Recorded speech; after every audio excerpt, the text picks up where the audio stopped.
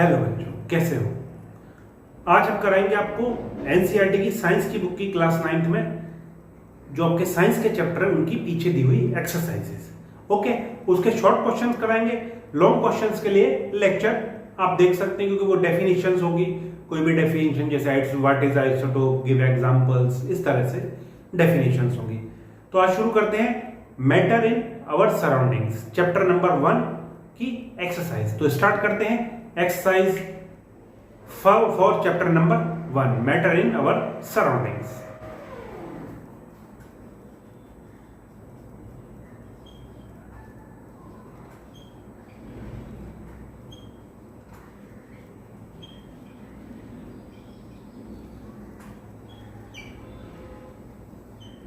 Okay, start करते हैं exercise.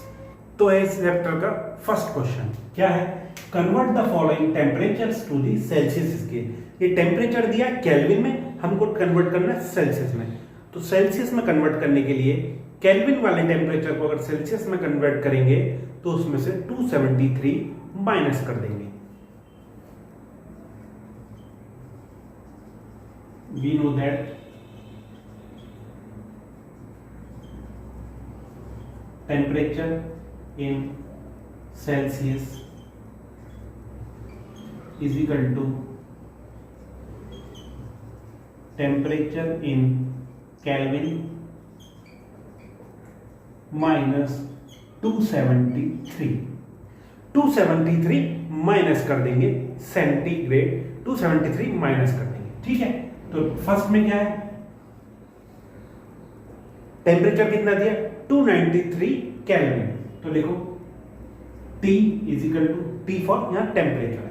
ठीक है, temperature in Kelvin 293 minus 273, T कितना आ गया?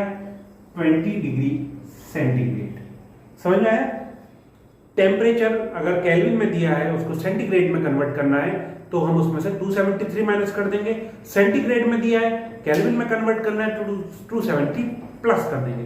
0 degree centigrade is equal to 273 Kelvin. ठीक है, बी क्या है इसमें?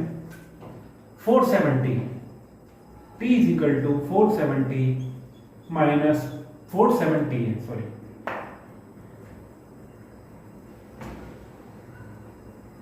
470 माइनस 273 कितना आ गया?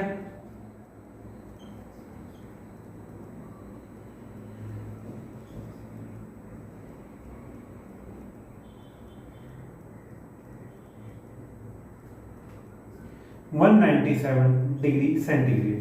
ये आंसर आ गया। 197 ही है ना? हाँ, 197। अगर केल्विन में है, सेंटीग्रेड में बदलना है, 273 माइनस कर दो।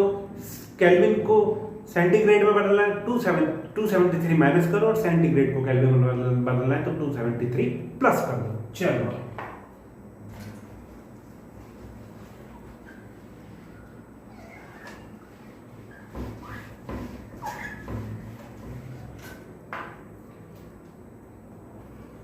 ये है question number 2। Convert the following temperatures to the kelvin scale. Centigrade में टेम्परेचर दिया है, केल्विन में चेंज करना है, तो इसको हम कैसे करेंगे? 273 प्लस कर देंगे। फर्स्ट लिख दो, वी नो दैट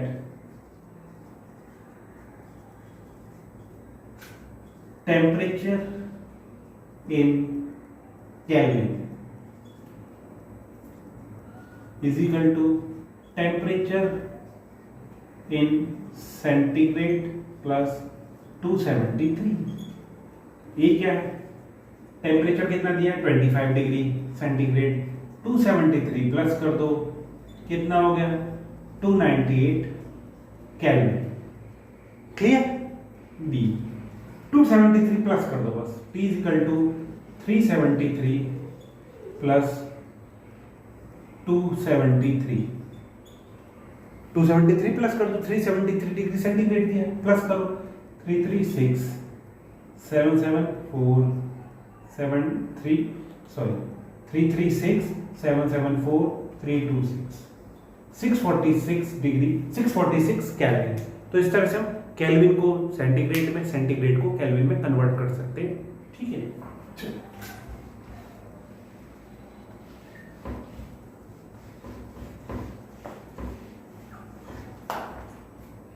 ये है question number 3। Give the reason for the following observation. First है naphthalene balls disappear with time without leaving any solid. Naphthalene balls disappear with time without leaving a solid due to sublimation. Sublimation क्या होता है कोई भी solid बिना gas में convert, बिना liquid या सॉलिड में कन्वर्ट हुए सीधा डायरेक्ट गैस में कन्वर्ट हो जाता है, उस प्रोसेस को बोलते हैं सब्लिमेशन। तो नेफ्थलीन बॉल्स, नेफ्थलीन एक सब्लिमेट करेक्टर होता है नेफ्थलीन का। नेफ्थलीन बॉल्स सब्लिमेशन की वजह से सीधा लिक्विड की स्टेट में आए बिना सीधा गैस में कन्वर्ट हो जाती है और डिसअपीयर हो जाती है। तो naphthalene balls disappear with time without leaving any solid is due to sublimation effect। ठीक है, सब्लिमेशन प्रोसेस, सब्लिमेशन की वजह से कन्वर्ट हो जाती है। ऐसी अमोनियम क्लोराइड में भी होता है। अमोनियम क्लोराइड एक सॉलिड होता है, उसको आप रखोगे थोड़ी देर में वो डिसअपीयर हो जाएगा ड्यू टू सब्लिमेशन। चलिए सेकंड है we can get the smell of perfume sitting several meters away. Perfume क्या होता है, एक गैसियस सब्सटेंस होता है, गैसियस मैटर होता है। परफ्यूम इज गैस, एल्कोहल होता है उसमें, उसको प्रेशर में भरते हैं वो गैस बन जाता है। तो गैसियस होता है, उसमें जो स्मेल होती है वो गैस की वजह से होती है। उसकी जो गैसियस पार्टिकल होते हैं वो तेजी से मूव करते हैं, और चूंकि गैस के जो पार्टिकल्स होते हैं वो रैंडमली मूव करते हैं एक दूसरे को हिट करते हुए, और तेजी से मूवमेंट होता है उनका, इसलिए हमको बहुत दूर बैठे हुए भी परफ्यूम की स्मेल आ जाती है। जबकि अगर कोई सॉलिड चीज होगी, अगर आप सॉलिड एक कोई खुशबूदार चीज रखोगे जिसमें स्मेल होगी, वो आपको थोड़ी दूर बैठे होगे तब आपको नहीं आएगी। क्यों नहीं आएगी? क्योंकि वो सॉलिड के पार्टिकल्स होते हैं, एक मूवमेंट नहीं होता, उनमें एक ही जगह रहते हैं। क्योंकि गैसियस पार्टिकल्स में रैंडम मूवमेंट होता है, तेजी से मूवमेंट होता है, उसके पार्टिकल तेजी से मूव करते हैं, इसलिए आपको थोड़ी दूर बैठे हुए होगा आप और परफ्यूम कोई लगा रहा हो तो आपको स्मेल आ जाती है। चलो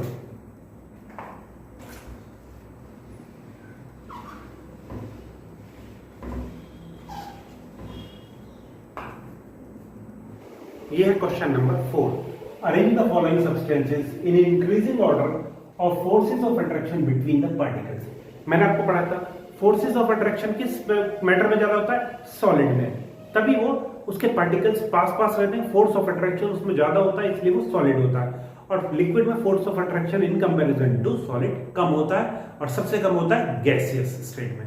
ठीक है, आप इसको डेली रूटीन के एग्जाम्पल में देखिए।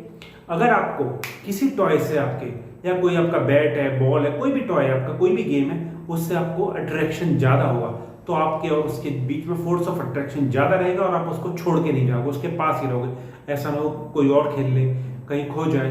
पर जब आपका अट्रैक्शन सो होगा, कम होगा, कभी आप छोड़ के भी चले जाओगे, कभी पास भी रहोगे। पर जब आपका उस मैटर से, उस टॉय से अट्रैक्शन बिल्कुल नहीं होगा, तो आप उसको छोड़ दोगे, इधर उधर घूमते रहोगे। Same the case solid, liquid and gases. Liquid में फोर्स ऑफ अट्रैक्शन बहुत ज्यादा होता है, इसलिए वो एक जगह इकट्ठे रहते हैं।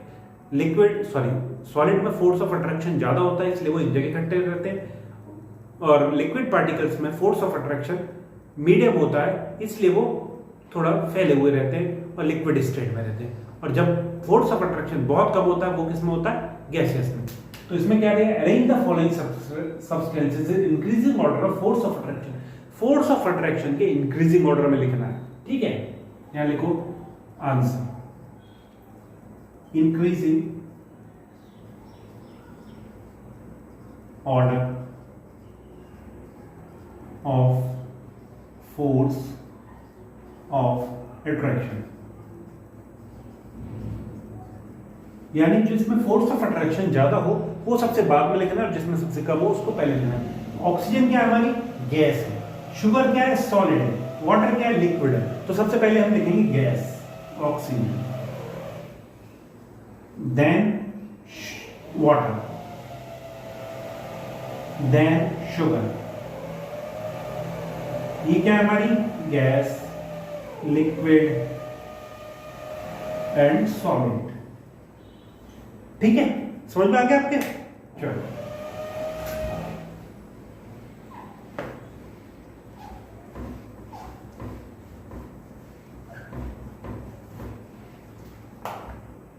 ये है question number 5। What is the physical state of water at, 3 temperature दिए, उसमें वाटर की फिजिकल स्टेट क्या होगी? 25 डिग्री सेंटीग्रेड। इसमें वाटर की फिजिकल स्टेट क्या होगी? 25 degree centigrade is the room temperature. Generally we suppose the room temperature is 25 degree centigrade. तो रूम टेम्परेचर पे वाटर लिक्विड स्टेट में होता है। Always water is in liquid state at room temperature, that is 25 degree centigrade. तो इस पे क्या होगी? लिक्विड। आप एक्सप्लेनेशन लिखना चाहें, एक्सप्लेनेशन भी लिख सकते हैं, ठीक है। 0 degree centigrade. 0 degree centigrade is the freezing point या freezing temperature of water. At 0 degree centigrade water is in liquid as well as in solid state. 0 degree centigrade वो टेम्परेचर है जिस पर पानी जमना स्टार्ट करता है। तो उस टेम्परेचर पे वाटर लिक्विड स्टेट में भी होता है और सॉलिड स्टेट में भी होता है, इक्विलिब्रियम में होता है।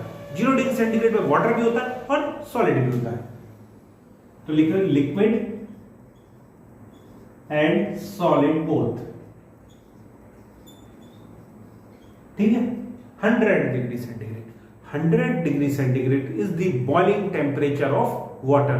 At this temperature, water is in gaseous state as well as in liquid state. इस टेम्परेचर पे वाटर लिक्विड में भी होता है और गैसियस स्टेट में होता है। ये वो टेम्परेचर जिस पे वाटर बॉईल करना स्टार्ट करता है 100 डिग्री सेंटीग्रेड पे। 100 डिग्री सेंटीग्रेड का वाटर भी होगा और स्टीम भी होगी। इट मीन गैसियस स्टेट में भी होगा, लिक्विड स्टेट में भी होगा। तो लिखेंगे लिक्विड एंड गैस बोथ, ठीक है। 0 डिग्री सेंटीग्रेड पर लिक्विड सॉलिड होगा और 100 डिग्री पर लिक्विड गैस होगा, बट 25 डिग्री सेंटीग्रेड जो कि रूम टेम्परेचर उस पर हमेशा लिक्विड ही रहेगा। चल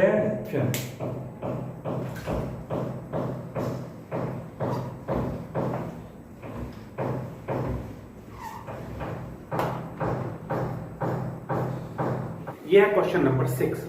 give 2 reasons to justify. First, water at room temperature is liquid. Room temperature पे वाटर लिक्विड होता है। इसको जस्टिफाई करने के लिए 2 रीजन देते हैं। फर्स्ट रीजन क्या है? The freezing point of water is 0 degree centigrade. और रूम टेम्परेचर कितना होता है हमारा? अभी बताया था मैंने,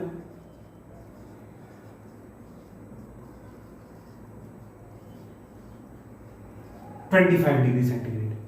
वाटर का फ्रीजिंग टेम्परेचर कितना होता है? फ्रीजिंग पॉइंट कितना होता है? 0 डिग्री सेंटीग्रेड। इसलिए रूम टेम्परेचर पे वाटर लिक्विड होता है। क्यों? क्योंकि 25 डिग्री सेंटीग्रेड रूम टेम्परेचर है, उसका फ्रीजिंग पॉइंट है 0 डिग्री सेंटीग्रेड, जो कि फ्रीजिंग पॉइंट से बहुत ज्यादा है, इसलिए उस टेम्परेचर पे लिक्विड होता है। दूसरा रीजन क्या है? वाटर का जो बॉइलिंग टेम्परेचर होता है वो होता है 100 degree centigrade. It means room temperature से उसका बॉइलिंग टेम्परेचर जो होता है वो बहुत ज्यादा होता है। इसलिए बॉइलिंग टेम्परेचर क्या होता है? जिसपे गैस बनना स्टार्ट हो जाती है। फ्रीजिंग टेम्परेचर क्या होता है? जिसपे वाटर सॉलिड बनना स्टार्ट हो जाता है। और ये दोनों के बीच में है, 0 डिग्री सेंटीग्रेड से बहुत आगे है और 100 डिग्री सेंटीग्रेड से बहुत पीछे है। इसलिए रूम टेम्परेचर पे वाटर लिक्विड होता है, ठीक है। सेकंड पे आओ। एन आयरन अलमीरा is solid at room temperature, ठीक है। आयरन अलमीरा रूम टेम्परेचर पे सॉलिड होती है। जो आयरन का मेल्टिंग पॉइंट होता है, सॉलिड है, मेल्टिंग पॉइंट होगा। क्योंकि वो सॉलिड हो चुकी है तो उसका मेल्टिंग पॉइंट होगा। बॉइलिंग पॉइंट तो होगा नहीं, बॉइलिंग तो तब होगा जब लिक्विड बन जाएगी। वो लिक्विड बनने के लिए उसको मेल्ट होना पड़ेगा। जैसे आइस का बॉइलिंग पॉइंट नहीं होगा, आइस का मेल्टिंग पॉइंट होगा, ठीक है। तो ऐसे ही अलमीरा का आयरन का मेल्टिंग पॉइंट होगा कितना? 25 डिग्री सेंटीग्रेड से बहुत ज्यादा, थाउजेंड्स में होगा, जो कि 25 डिग्री सेंटीग्रेड से बहुत ज्यादा है। उस टेम्परेचर में जाके अलमीरा लिक्विड बनेगी। इसलिए रूम टेम्परेचर जो 25 डिग्री सेंटीग्रेड है उस पर अलमीरा सॉलिड होती है। और गैस तो हो ही नहीं सकती। क्यों? क्योंकि आयरन है, वो सॉलिड है और उसको गैस बनने के लिए पहले लिक्विड बनना पड़ेगा और फिर तब गैस बनेगा। वो अगर बनना होगा तो इसलिए रूम टेम्परेचर पे आयरन अलमीरा इज ऑलवेज सॉलिड। चलो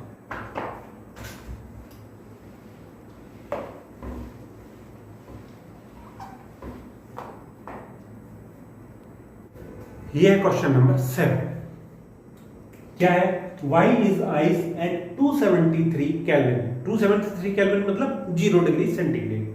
Why is ice at 0 degree centigrade more effective in cooling than water at same temperature? इसका मतलब क्या कि जो 0 डिग्री सेंटीग्रेड पे आइस है वो ज्यादा कूलिंग क्यों करती है in comparison to 0 degree centigrade के वाटर पे? आप बताइए क्यों करती है? बिकॉज अब आप देखिए क्यों करती है।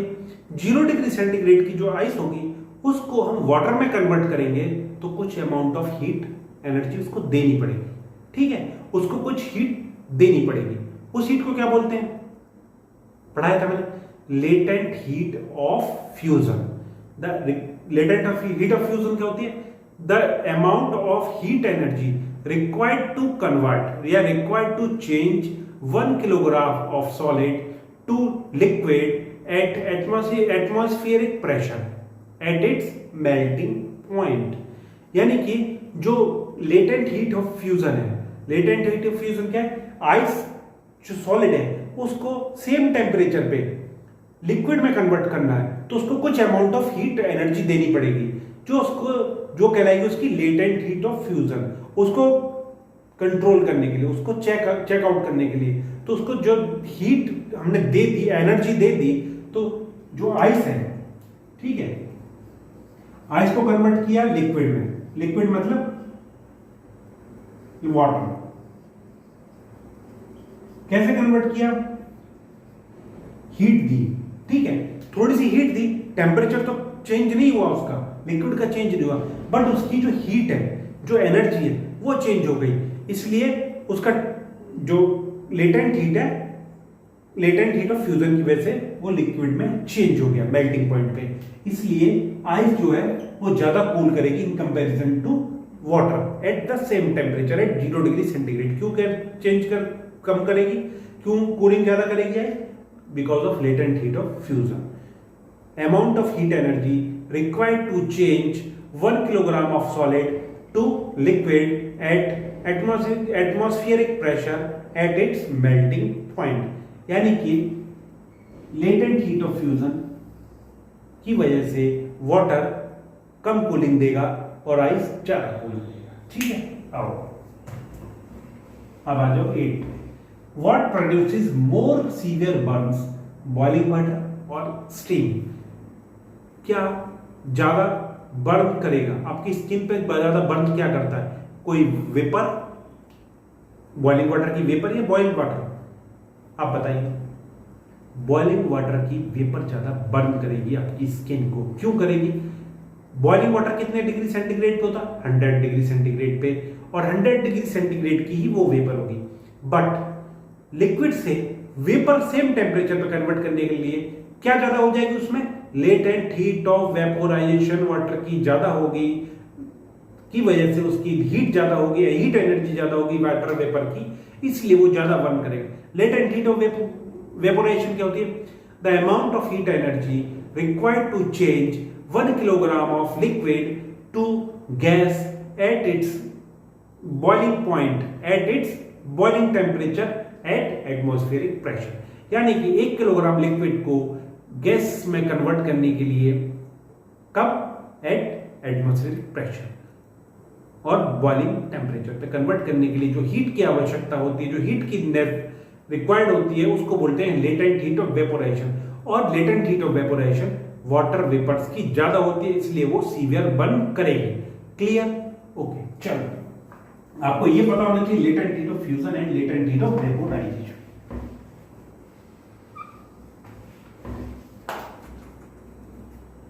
ये है क्वेश्चन नंबर 9, लास्ट क्वेश्चन। क्या है? Name A B C D E and F in the following diagram showing change in state. ये डिफरेंट चेंज हो रहे हैं, सॉलिड से लिक्विड बन रहा है, लिक्विड से गैस, सॉलिड से गैस, गैस से सॉलिड, और गैस से लिक्विड, लिक्विड से सॉलिड, ठीक है।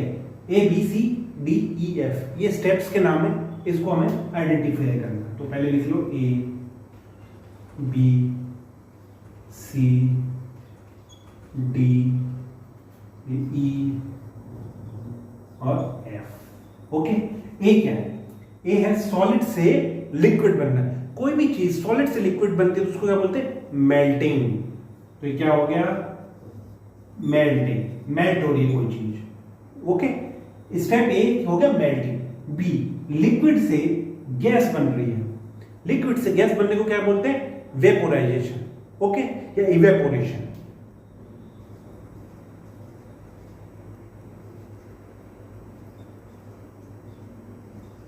या इवेपोरेशन।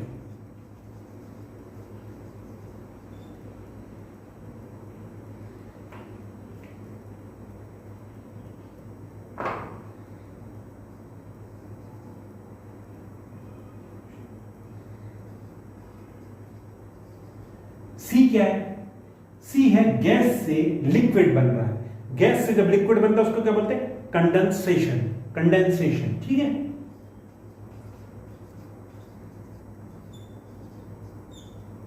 कंडेंस हो रही है गैस, कंडेंस होकर गैस लिक्विड बनाती है। डी क्या है? लिक्विड से सॉलिड बन रहा है। इसका मतलब क्या हुआ? सॉलिडिफिकेशन। लिक्विड से कोई चीज सॉलिड बन रही है, इट मींस या तो फ्रीजिंग हो गया उसका या सॉलिडिफिकेशन हो गया।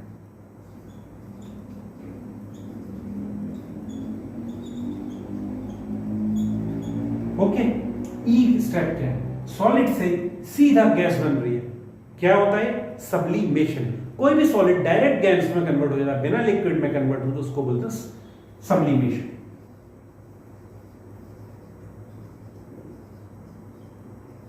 और एफ क्या है? एफ गैस से सीधा सॉलिड बन रहा है। गैस से सीधा सॉलिड बनता है उसको क्या बोलते हैं? सॉलिडिफिकेशन।